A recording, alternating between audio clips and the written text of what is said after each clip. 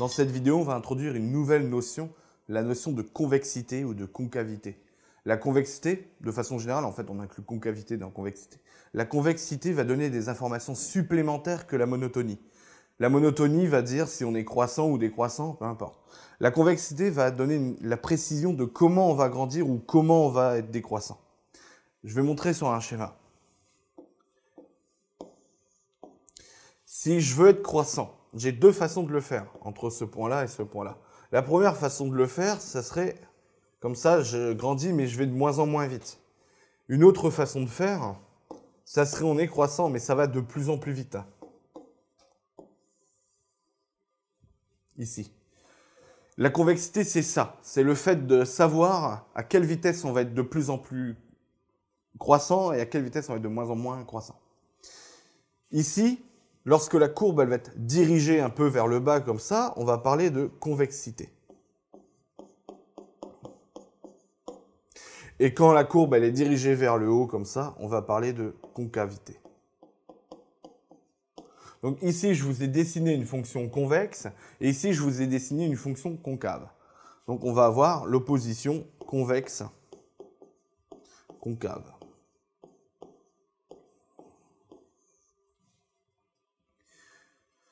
Il faut faire attention. Il peut exister des fonctions qui sont ni convexes ni concaves. Par exemple, je vais prendre une fonction comme ceci. Elle est ni convexe ni concave. Par contre, bon, on peut voir que sur ce morceau-là, elle est concave et sur ce morceau-là, elle est convexe. Elle est les deux à la fois. Elle est concave ici, convexe ici. Mais sur tout l'intervalle complet, elle est ni l'une ni l'autre. Autre petite particularité, il existe des fonctions qui sont à la fois convexes et à la fois concaves. Ce sont les fonctions affines. C'est une droite, donc on est à la fois orienté vers le bas et à la fois orienté vers le haut. Alors, les dessins, c'est joli, mais on a besoin d'avoir une vraie définition. Alors, premièrement, on va faire un petit rappel sur la notion de tangente en un point.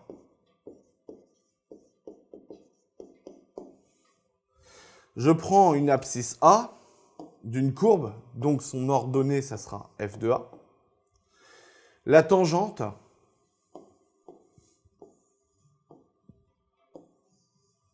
c'est la courbe qui va se coller le long de la courbe. C'est la droite qui va se coller le long de la courbe. Pardon. Donc ici, on a A et ici, on a f de A. Vous avez appris l'année dernière que le coefficient directeur de cette droite, c'était f' de A. On a le coefficient directeur et un point, on peut trouver l'équation de la droite. L'équation de la droite, ça va être y égale f' de A, facteur de x moins A, plus f de A. Donc, cette formule-là, elle est à retenir par cœur. Pas de souci. On a notre équation de la tangente. Maintenant qu'on sait définir les tangentes, on va pouvoir parler de convexité. Je prends une fonction qu'on a envie de définir comme étant convexe, puisqu'on refait la définition, mais de façon plus formelle. Regardez ce qui se passe si je prends ce point-là et je dessine la tangente, puis je prends ce point-là et je dessine la tangente, puis je prends ce point-là et je dessine la tangente. Alors, il faut que je fasse un peu de gymnastique. Voilà. Je prends ce point-là, je dessine la tangente. Qu'est-ce qui se passe? La tangente, elle fait quelque chose comme ça. C'est-à-dire que son coefficient directeur, ici, il est négatif et il est même plutôt bas. Ici, il a monté. Ici, il a monté, il est même devenu positif. Et ici, il est devenu plutôt grand. Ça veut dire que le coefficient directeur augmente. Et on peut remarquer aussi que la courbe, elle est toujours au-dessus des tangentes. C'est la définition qu'on va prendre. Convexe, c'est-à-dire au-dessus de ces tangentes.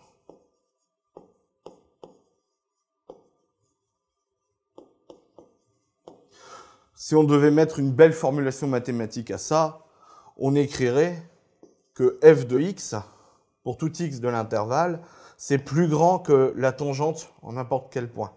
Ça va être plus grand que le f' de a, facteur de x moins a, plus f de a. Donc là, j'ai la fonction au-dessus d'une tangente. C'est vrai pour tout A, donc c'est au-dessus de toutes les tangentes.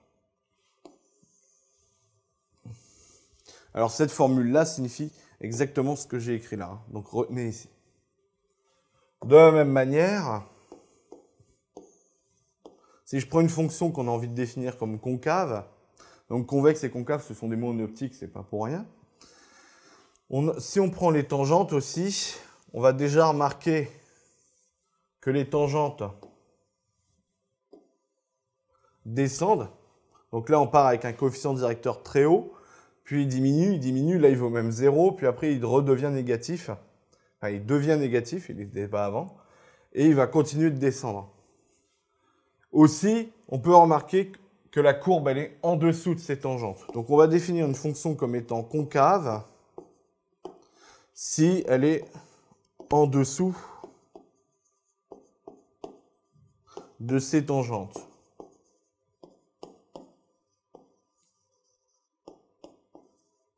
Ce qu'on écrira comme f de x, donc la fonction, c'est en dessous de ces tangentes.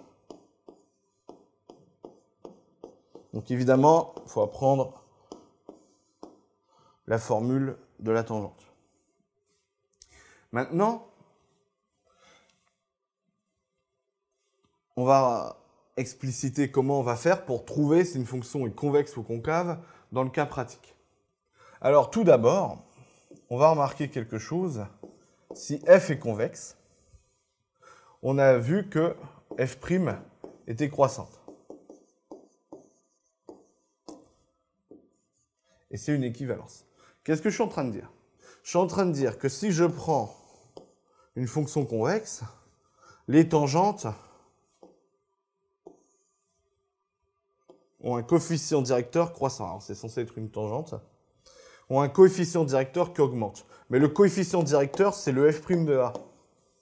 Donc autrement dit, f' de A augmente. Donc f' est croissante. Voilà notre critère principal pour détecter les fonctions convexes. Comment on fait en pratique?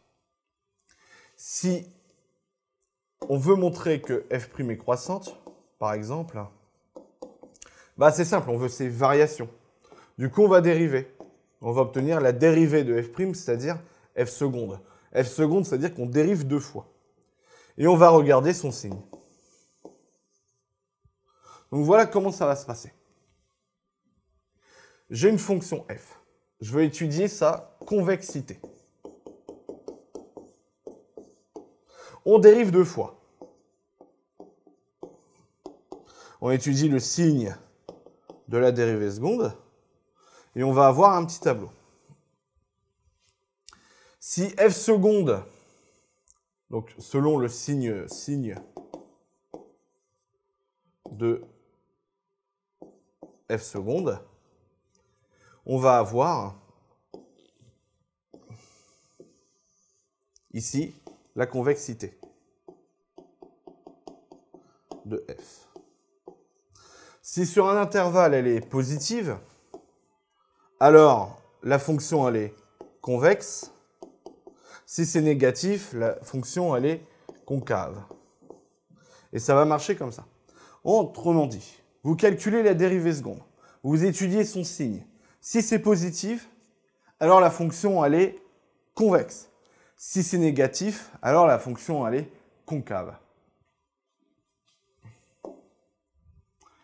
Continuons. Maintenant, je vais montrer un petit formulaire qu'il faut connaître sur la convexité. Si f est convexe, alors moins f est concave. Inversement, si f est concave, alors moins f est convexe. Ça, c'est la première chose. Ensuite, ça va se comporter relativement bien avec l'addition. Si f et g sont du même type, convexe ou concave, alors f plus g aussi. F plus g est convexe si f convexe et g convexe. De la même manière, si je multiplie f par un nombre, lambda strictement positif, parce que si déjà je prends un nombre négatif, je vais changer le sens. Lambda f va être du même type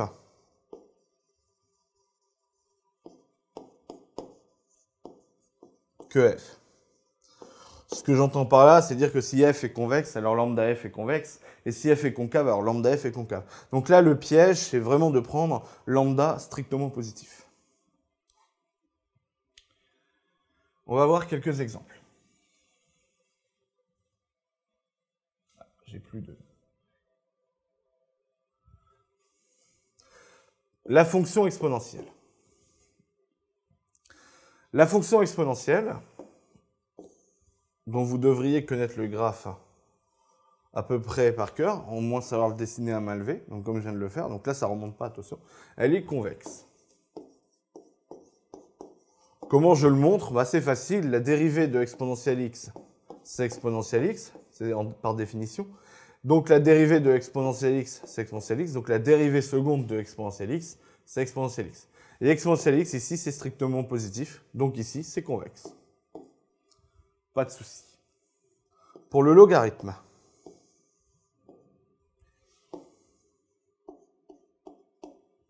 la dérivée du logarithme, c'est 1 sur x. Et la dérivée de 1 sur x, donc il faut apprendre son formulaire, c'est moins 1 sur x carré. Et on a bien la courbe qui ressemble à quelque chose comme ça, qui est bel et bien, ici, strictement négatif, donc on a bien concave.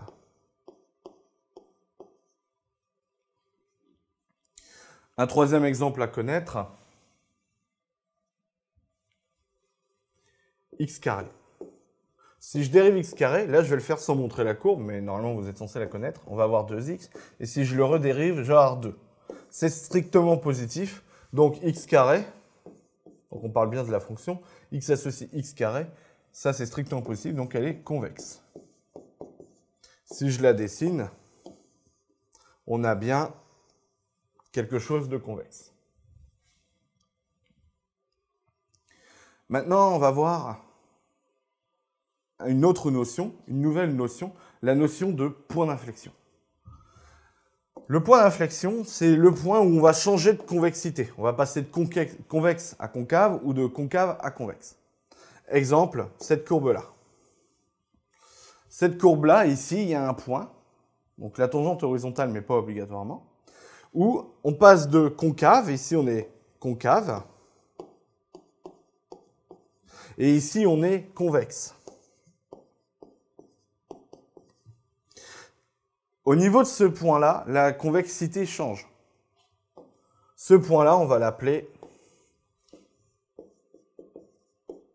point d'inflexion.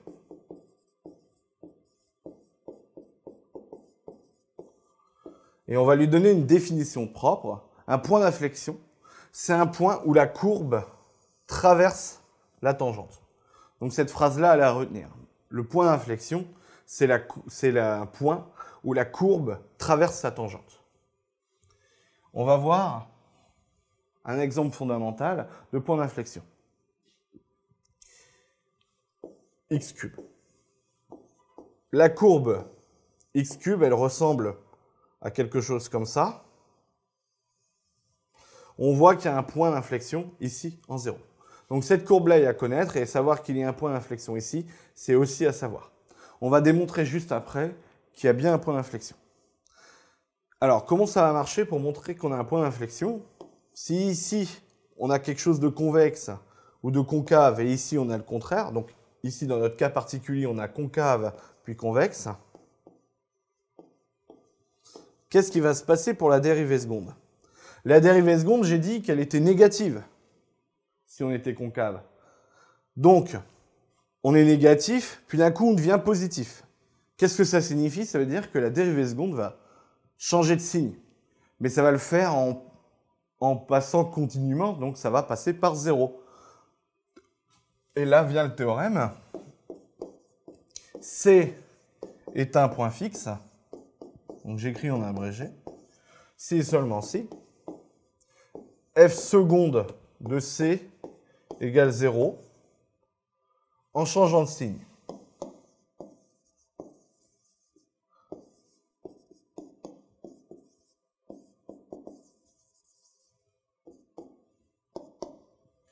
On peut dire aussi oralement que f seconde s'annule en c en changeant de signe. En changeant de signe, c'est très important.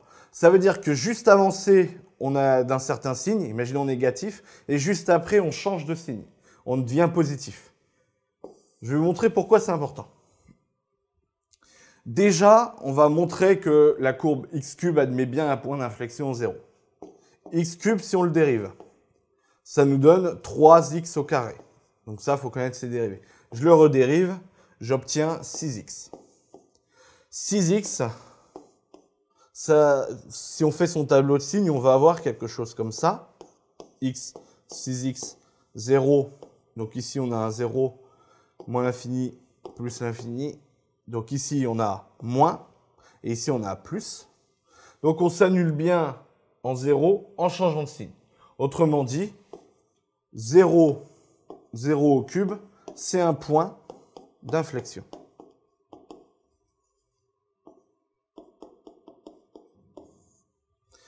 Donc si on veut être rigoureux, attention, quand je dis C est un point fixe, j'ai écrit fixe, c'est inflexion.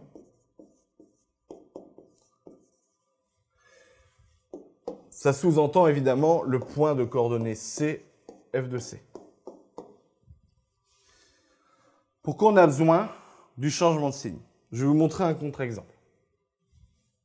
Prenons la fonction f de x égale x puissance 4. Je vais vous donner sa représentation graphique. Ça ressemble à du x cube, mais en plus écrasé sur le bas. Ici, on n'a pas de point d'inflexion. En fait, elle est tout partout convexe. On voit bien la courbe qui descend vers le bas. Elle le fait même bien, d'ailleurs. Pourtant, calculons la dérivée seconde. X puissance 4, ça se dérive en 4x au cube, qui se dérive en 12x au carré. Et on a bien 12 fois 0 au carré, qui fait 12 fois 0, qui fait 0. Donc la dérivée seconde s'annule en 0, mais il n'y a pas de point d'inflexion. Pourquoi? Parce que ça, c'est toujours positif, puisqu'il y a un carré, donc on n'a pas changé de signe. Donc voilà l'importance du changement de signe. Enfin, je vais donner un dernier théorème. C'est des théorèmes qui sont très utilisés en économie, par exemple, ou en théorie des jeux, enfin dans énormément de théories, qui dit ça. Si f est convexe, et qu'il y a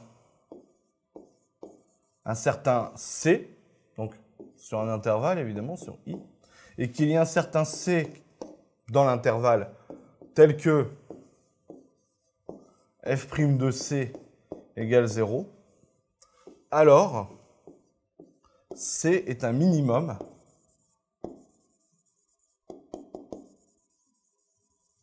absolu. Absolu, c'est-à-dire que même sur tout i, on ne peut pas être en dessous. Je vous montre graphiquement ce que ça veut dire. Si je prends une fonction convexe et qu'il y a un c où il y en a une tangente nulle, c'est ça que ça veut dire f' de c égale 0, bah comme la courbe elle est au-dessus de ces tangentes, on ne pourra jamais être en dessous de cette valeur-là. Autrement dit, quel que soit x, donc ça veut dire pour tout x appartenant à i, on a f de x plus grand que f de c. Et ça signifie qu'on a un minimum absolu en C. Donc minimum absolu en C. Avec ce genre de raisonnement, on va pouvoir montrer que c'est un minimum et on va pouvoir faire des choses en économie et des choses comme ça. On a l'analogue du théorème pour les fonctions concaves. Si f est concave et qu'il y a un c tel que f' de c égale 0, c'est-à-dire une tangente horizontale, alors c, c'est plus un minimum parce que la courbe est tournée comme ça, mais ça devient un maximum.